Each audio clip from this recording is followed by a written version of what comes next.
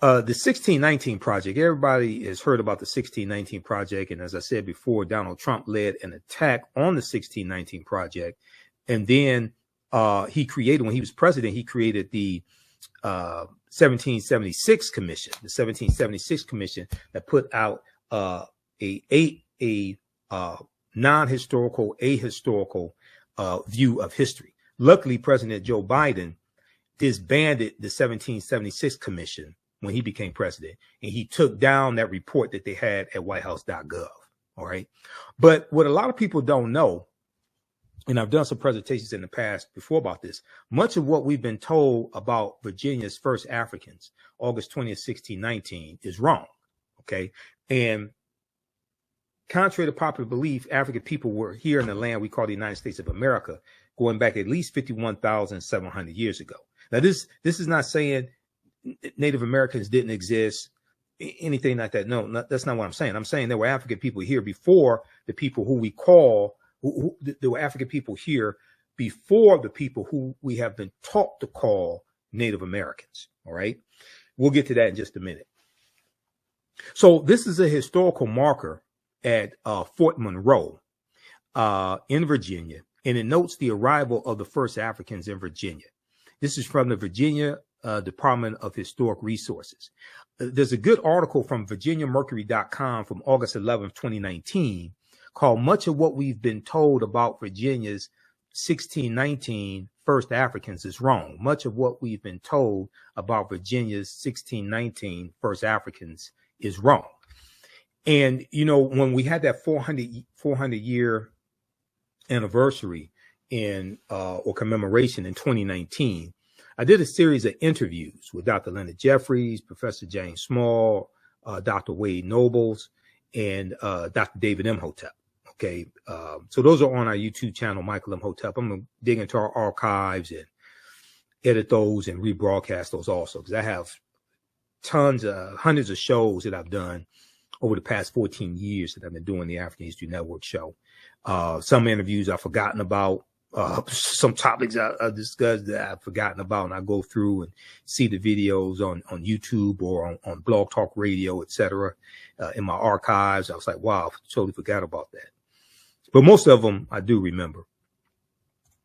So there's a good article from the Washington Post that deals with 1526. And this is something I talk about in my lectures.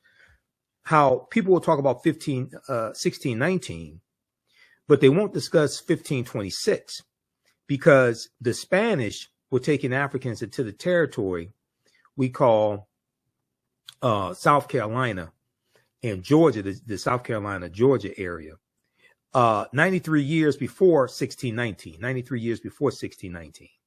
There's a good article from the Washington Post called Before 1619, There was 1526. The mystery of the first enslaved Africans and what became the United States. And in this article, it talks about how Spanish explorers brought 100 slaves to a doomed settlement in South Carolina or Georgia. Within weeks, the subjugated revolted, then vanished. Okay. I want to pull up the article from the Mercury News. I want to pull that one up because I hear a lot of people saying that Africans first came to this land in August 20th, 1619. Okay. And even though that did happen, usually they don't talk about the fact that this was our land stolen from us and we were here going back at least 51,700 years ago. I'm going to come to that in just a minute. But let's look at this article here from VirginiaMercury.com. Much of what we've been told about Virginia's 1619 first Africans is wrong. Much of what we've been told about Virginia's 1619 first Africans is wrong. So this is a good article by Rex Springston, August 11th, 2019. And I'm just going to share an excerpt of it. Okay. In this piece here, it talks about what really happened. Okay. in 1619.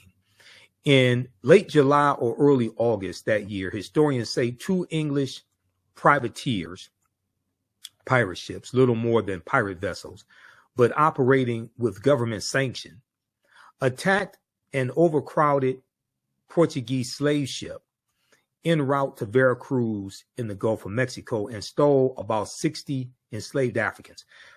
So the Portuguese slave ship was called the San Juan Batista, and they captured about 350 Africans from Angola, okay, and put them on the San Juan Batista. And there were 2 English pirate ships, the White Lion and the Treasurer.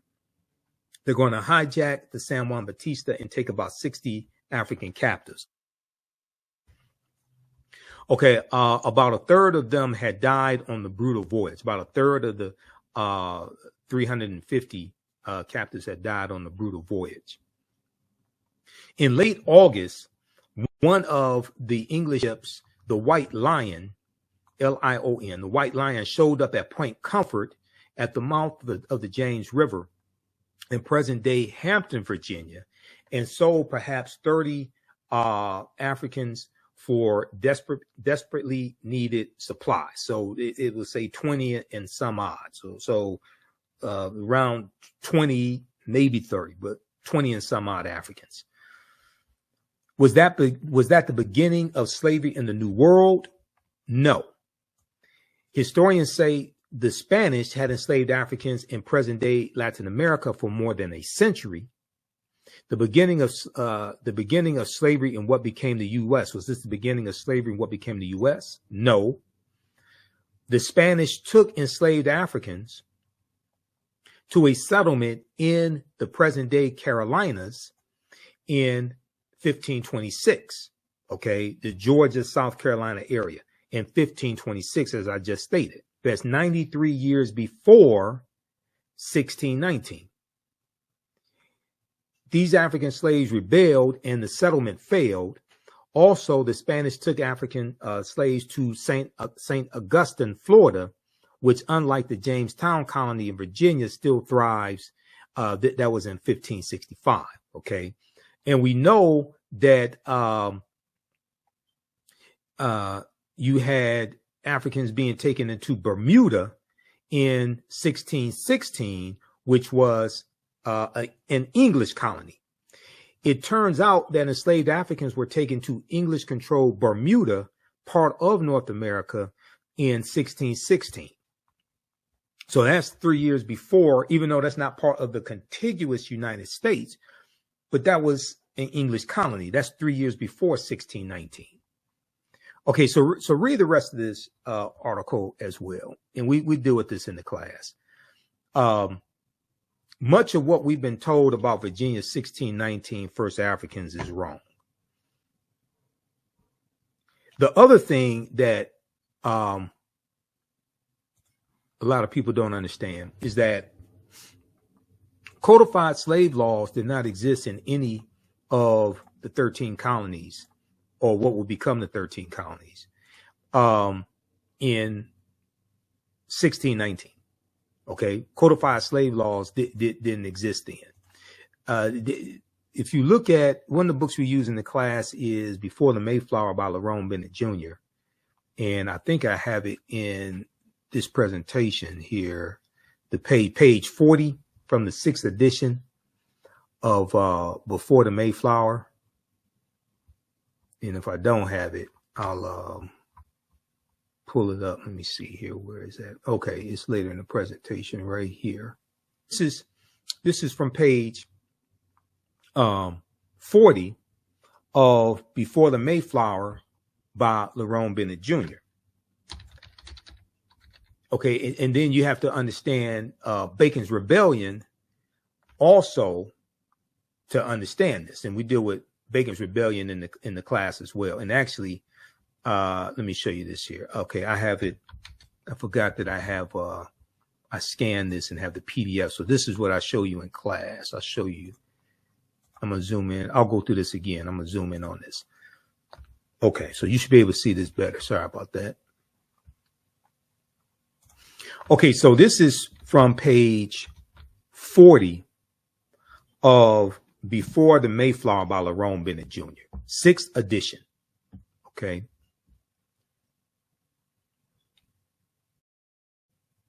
And what he's explaining in chapter 2 is how slavery evolves in the colonies.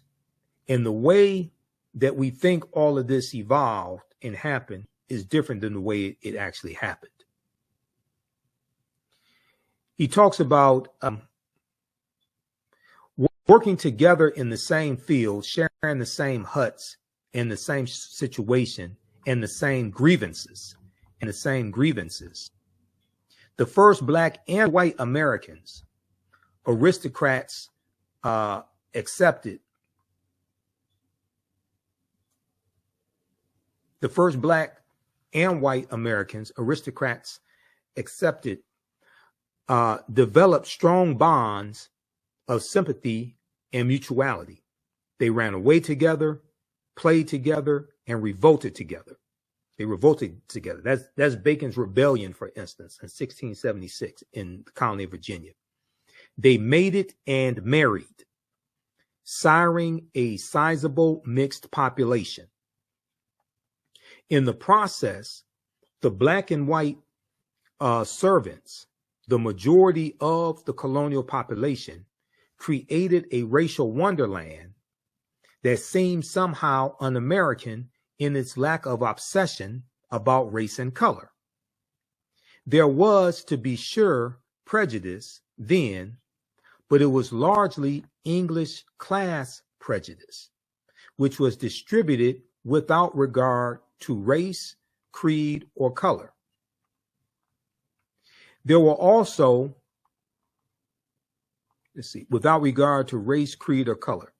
There were also, needless to say, prejudiced individuals in the colony, but this is a fundamental difference between prejudice and racism. Their personal quirks and obsessions were not focused and directed by the organized will of a community. So racism is a system of advantage and privilege distributed based upon race, coming out of the ideology of European white supremacy. Racism occurs when one race of people control the majority of the wealth, power, resources, benefits, privileges, land, access to education, access to opportunity, jobs, etc. And they use that to marginalize, subordinate, and do harm to another race of people by encoding that into the laws, into the legal systems, etc. This is racism. Racism is a system of advantage and privilege distributed based upon race. That's different than prejudice. That's different than somebody having a predisposition to people based upon race, creed, or color, or not liking people, or bigotry, not liking people because of their race or ethnicity or something like that. Racism is a power structure. Racism is encoded into the laws and policies. Okay, so let's go back to this page 40 of Before the Mayflower. Their personal quirks and obsessions were not focused and directed by the organized will of a community. The basic division at that juncture was between servants and free people. The basic division at that juncture was between servants and free people, and there were whites and blacks on both sides of the line of servants and free people. Of all the improbable aspects of this situation, the oddest to many blacks and whites is that white people did not seem to know that they were white. It appears from surviving evidence that the first white colonists had no conception of themselves as white people. The legal documents identified whites as Englishmen and or Christians. Englishmen and or Christians. The word white, with this burden of arrogance and biological pride, developed late in the century, late in the 17th century, late in the 1600s, as a direct result of slavery.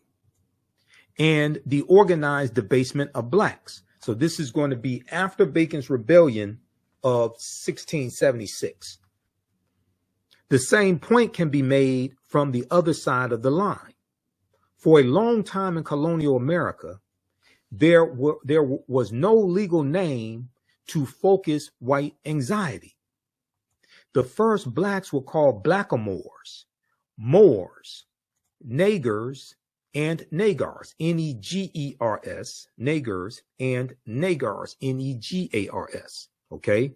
Blackamoors and Moors, Moors. The word negro, a Spanish and Portuguese term for black, did not come into general use in Virginia until the latter part of the 17th century, the 1600s. Okay. All right. So read this. This is from page 40, Before the Mayflower, 6th edition by Lerone Bennett Jr. Okay. So what he's talking about, then you have the Virginia Slave Codes of 1705, right? Virginia Slave Codes of 1705. In section 4 of the Virginia Slave Codes makes a distinction between Moors and Negroes. The Virginia Slave Codes of 1705. When we look quickly here at Bacon's Rebellion, there's a good article from the History Channel on this.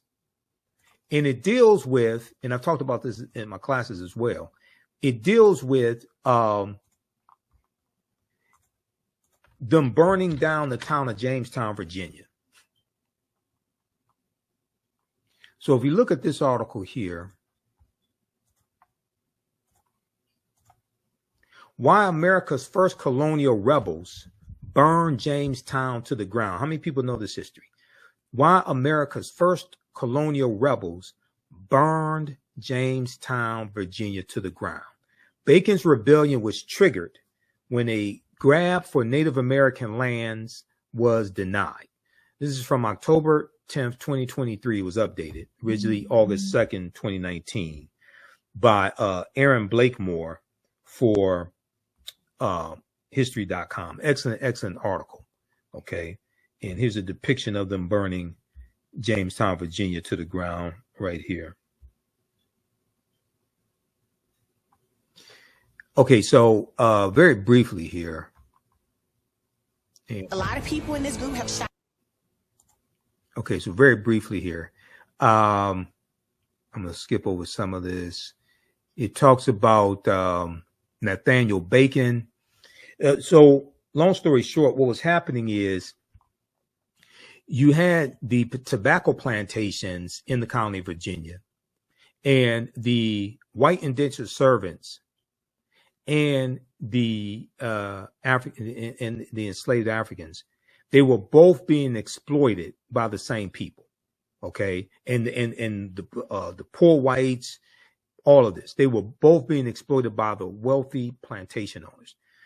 At the time, wealthy settlers had built profitable tobacco plantations and used their crops to pay high colonial taxes.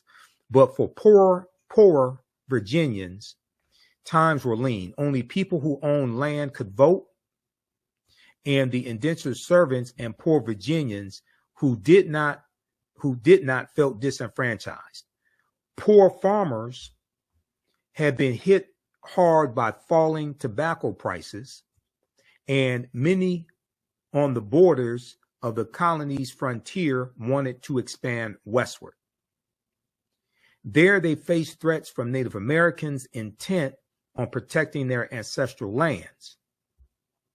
When the colonists called on their governor for military support, he refused. Okay, let me fast forward to this. Okay. Okay, so they talk about Nathaniel Bacon, and let's go here.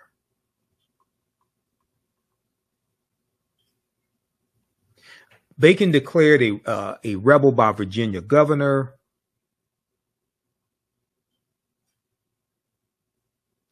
In response, Governor Berkeley declared Nathaniel Bacon a rebel and scheduled elections for a new assembly to solve the problem for good. but Bacon was immediately elected to that legislative body. And when he headed to Jamestown, Virginia to begin his tenure there, he was met with a chilly welcome. Okay, so Bacon gathered his troops. A few weeks later, he marched toward Jamestown, Virginia with 500 supporters, the rebels, and another demand to lead the colony into war against Native Americans. As Nathaniel Bacon's men stood off with Governor Berkeley's men, the governor opened his shirt and showed Bacon his bare chest. Quote, "Here, shoot me," yelled Governor Berkeley, daring Nathaniel Bacon to shoot. Instead, let me see, what the hell, where did that go? Okay, instead, Nathaniel Bacon retreated, traveling throughout Virginia, recruiting other disgruntled rebels. Let's see here. Okay. In response, Nathaniel Bacon and his men rushed into Jamestown, Virginia, burning and pillaging as they went. On the night of September 19th, they torched the entire town, burning it to the ground. This is the entire town of Jamestown, Virginia. On the night of September 19th, they torched the entire town, burning it to the ground. As the embattled governor fled, Nathaniel Bacon's supporters terrorized what remained of the town and the governor's supporters. Okay. Now, I don't know if this was the inspiration for the song, the roof is on fire. We don't need no water. You know, you remember that song? I don't know if Bacon's rebellion and them burning down the town of Jamestown, Virginia was the inspiration for that. Maybe it was. I don't know. Okay. But what's going to happen is this is going to cause a drastic shift in the history that we still feel today. How Bacon's rebellion planted the seeds of race-based slavery.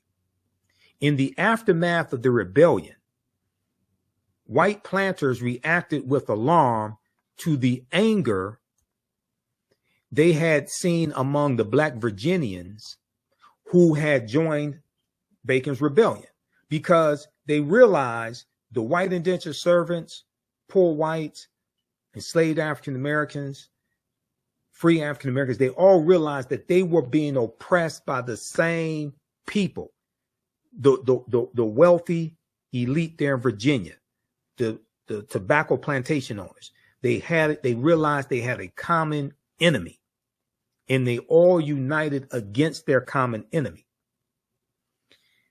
Quote, the planters had not been able to control this rowdy labor force of servants and slaves, end quote, historian Ira Berlin told PBS.org, Public Broadcasting System.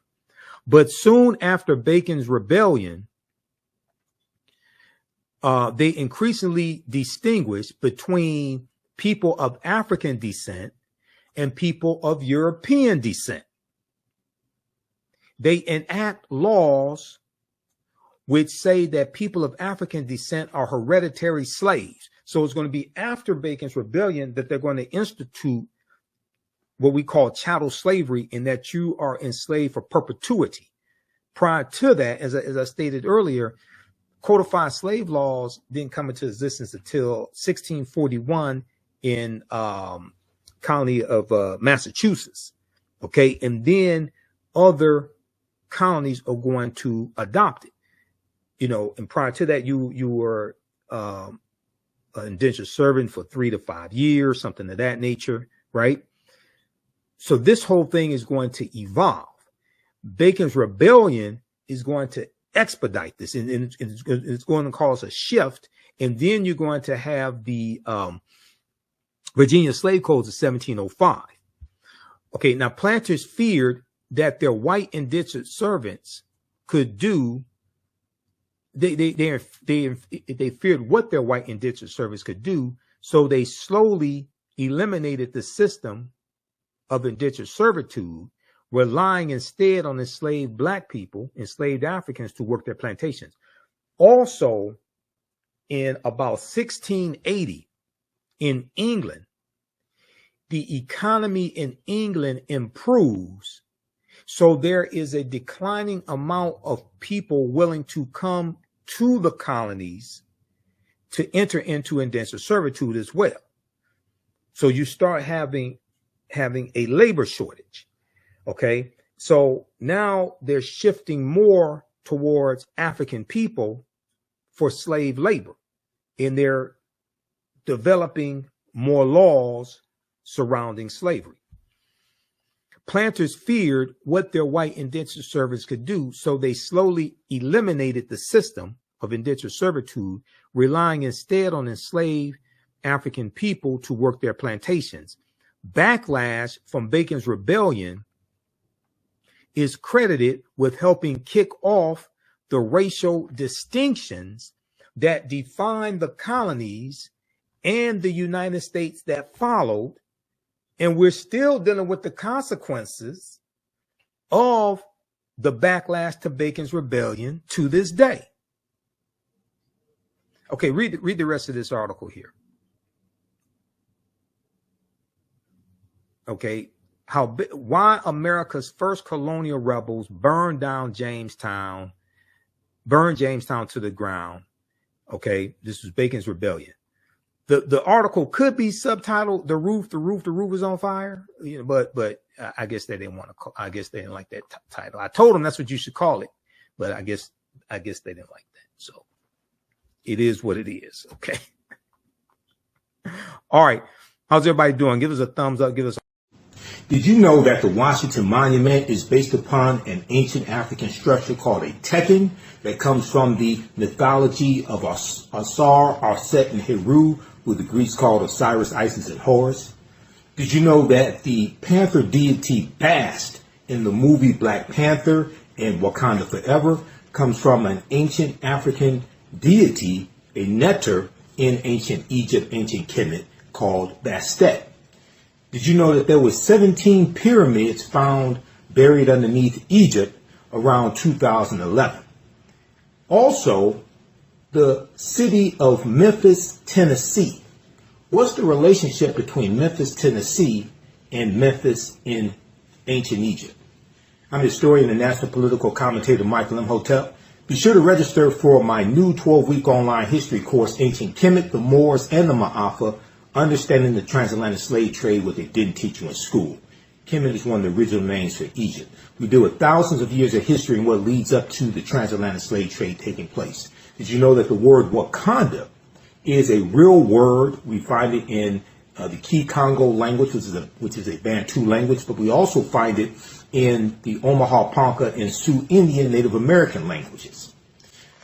My class starts up Saturday, March 1st, 2025, 4 p.m. Eastern Standard Time. This is a 12-week online history course. We do the sessions live. All the sessions are archived and recorded. We deal with thousands of years of history and what leads up to the transatlantic slave trade taking place. When we talk about the transatlantic slave trade, we can't start our studying of the history in 1619 in Hampton, Virginia, or in Jamestown. We can't start in 1441 with the transatlantic slave trade starting with the Portuguese. We have to deal with thousands of years of history that leads up to the transatlantic slave trade taking place. We'll deal with the 800-year occupation of Europe by the Africans known as the Moors, who take the teachings from the Nile Valley region of Africa into Europe, and this is what brings Europe out of the Dark Ages.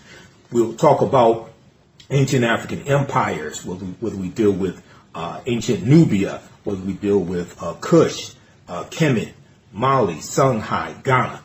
This is a 12-week online history course. We deal with 80 to 100 articles. There are 200 slides that I show you in the class. There are video clips. There are 15 books that we reference. You don't have to buy any of the books to follow along in class. It's a very visual class, so we show you all that information right on the screen.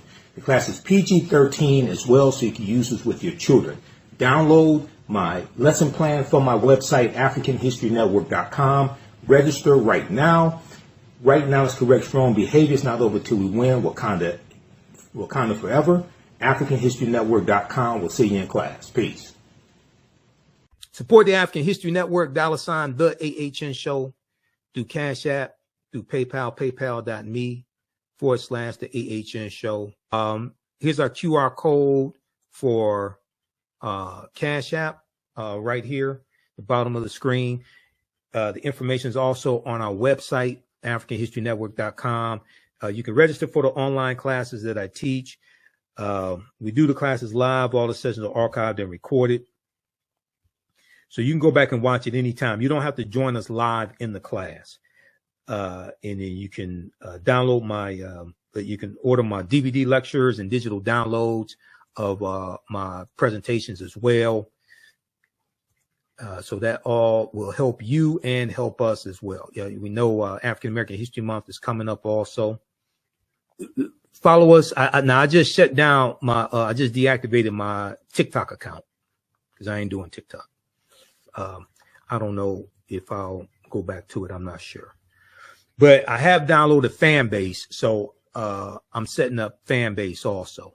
Everybody download Fanbase, set that up. That's an African American owned and operated social media platform owned by Isaac Hayes III.